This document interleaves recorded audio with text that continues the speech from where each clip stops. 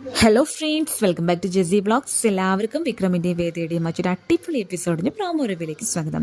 ഇന്നത്തെ പ്രോമോയുടെ തുടക്കം തന്നെ കാണിക്കുന്നത് നമ്മുടെ വിക്രമിന് നേരെ വന്ന ഒരു അപകടം, അത് സ്വയം ഏറ്റുവാങ്ങിയിട്ട് ഇപ്പോൾ കിടപ്പിലാവുന്നത് നമ്മുടെ അനിയൻകുട്ടനാണ്. അതായത് വിക്രമിനെ വകവരുത്താനായിട്ട് അഭിലാഷും കൂട്ടരും കൂടെ ഒരു പ്ലാൻ ഇട്ടു.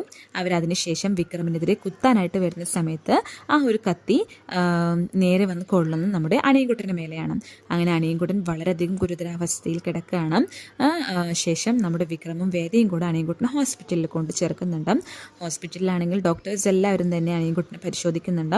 ആ ഒരു ടൈമിൽ കുറച്ച് ക്രിട്ടിക്കൽ സ്റ്റേജ് ആണെന്നാണ് എല്ലാവരും പറയുന്നത്. ഡോക്ടേഴ്സും സ്റ്റാഫ്സൊക്കെ പറയുന്നതും കുറച്ച് ക്രിട്ടിക്കൽ സ്റ്റേജ് ആണ് എന്ന് പറയുന്നുണ്ട്. അത് കേട്ടിട്ട് വിക്രമും ഫ്രണ്ട്സ് എല്ലാവരും വളരെയധികം സങ്കടപ്പെട്ടുകൊണ്ടിരിക്കണം. ഈ ഒരു ടൈമിൽ അനിയൻകുട്ടൻ്റെ അച്ഛൻ ഓർഫനേജിൽ നിന്നും അനിയൻകുട്ടനെ കാണാനായിട്ട് ഹോസ്പിറ്റലിൽ എത്തുന്നുണ്ട്. ശേഷം അവർ ഐസിയുടെ ഇങ്ങനെ ഗ്ലാസ്സിൽ കൂടെ അനിയൻകുട്ടനെ നോക്കി കണ്ടിട്ട് വളരെയധികം സങ്കടപ്പെടുന്നുണ്ട്. ശേഷം അവർ പോയിട്ട് ഒരു സീറ്റിലിരുന്നിട്ട് ഇങ്ങനെ കരഞ്ഞുകൊണ്ടിരിക്കുകയാണ്. അപ്പോൾ ഈ ഒരു ടൈമിൽ വിക്രം വന്നിട്ട് അച്ഛനെ ആശ്വസിപ്പിക്കാനായിട്ട് എത്തുന്നുണ്ട്. അപ്പോൾ അച്ഛൻ വിക്രമിനായിട്ട് പറയാണ്, എൻ്റെ മകൻ്റെ ഈ ഒരു അവസ്ഥയ്ക്ക് കാരണം ആരാണെന്നും കാരണക്കാരൊക്കെയാണെന്നും എനിക്ക് കൃത്യമായിട്ട് അറിയാമെന്ന് പറയുന്നുണ്ട്. അത് കേട്ടിട്ട് വിക്രം ഷോക്കാവുന്നതായിട്ട് കാണിക്കുന്നുണ്ട്. അതായത് അനിയൻകുട്ടൻ്റെ അച്ഛൻ പറയുന്നത്, ഇതിനെല്ലാം കാരണം വിക്രമാണ്, നിൻ്റെ ജീവിതമാണ് എൻ്റെ മകനിക്ക് ഈ ഒരു അവസ്ഥ കൊണ്ടുവന്നത്, നീ കാരണം നിൻ്റെ ചുറ്റുള്ളവരെല്ലാവരും നശിക്കാനേ പോകുന്നുള്ളൂ, ആരും നേരാവും പോകുന്നില്ല, എൻ്റെ മകന് ഈ ഒരു ഗതി വരാൻ കാരണം തന്നെ നീയുമായിട്ടുള്ളൊരു ബന്ധമാണെന്ന് പറഞ്ഞിട്ട് വളരെ സങ്കടപ്പെടുത്തുന്ന രീതിയിൽ വിക്രമിനെ കുറ്റപ്പെടുത്തുകയാണ് കേട്ടോ നമ്മുടെ അനിയൻകുട്ടൻ്റെ അച്ഛൻ. അത് കേട്ടിട്ട് ആകെ തകർന്നു പോവുകയാണ് നമ്മുടെ വിക്രം. കാരണം വിക്രമിന് തൻ്റെ കൂടെയുള്ള എല്ലാവരെയും തന്നെ വളരെയധികം ഇഷ്ടമാണ്, അവരെല്ലാവരും തന്നെ സേഫായിരിക്കണമെന്നും അവൻ ഒരുപാട് ആഗ്രഹിക്കുന്നുണ്ട്.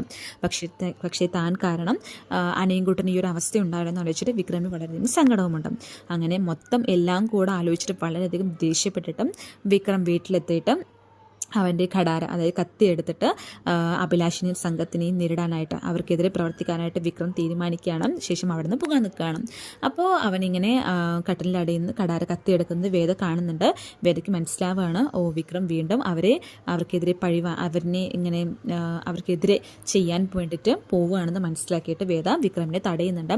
വേണ്ട, ഒരിക്കലും നിങ്ങളിപ്പോൾ ഇവിടെ നിന്ന് പോകരുത്, നിങ്ങളിങ്ങനെയൊന്നും ചെയ്യാൻ പാടില്ല എന്ന് പറഞ്ഞിട്ട് വേദ വിക്രമിനെ തടുക്കുന്നുണ്ട്. പക്ഷേ വിക്രമം വേദയോട് പറയണം, നമ്മുടെ ഏറ്റവും അടുത്ത ബന്ധങ്ങൾക്ക് ഒരു അപകടം വരുന്ന സമയത്ത് അത് നോക്കിക്കണ്ടിട്ട് വീട്ടിൽ ഒതുങ്ങിയിരിക്കാൻ ഞാൻ പെണ്ണല്ല, അതിനെതിരെ ഞാൻ പ്രതികരിക്കുക എന്നെ ചെയ്യുമെന്ന് പറഞ്ഞിട്ട് വിക്രം വളരെ ദേഷ്യപ്പെട്ടുകൊണ്ട് വേദയെ തട്ടി മാറ്റിയിട്ട് അവിടെ നിന്ന് ബൈക്ക് എടുത്തിട്ട് വളരെ സ്പീഡിൽ ഇങ്ങനെ പോകുന്നതായിട്ടാണ് പ്രോമോയിൽ കാണിച്ചിരിക്കുന്നത്. സോ നമുക്ക് വെയിറ്റ് ചെയ്ത് കാണാം വിക്രം അഭിലാഷരെയും കൂട്ടരെയും വകം വരുത്തുമോ എന്നറിയാൻ. Thanks for watching.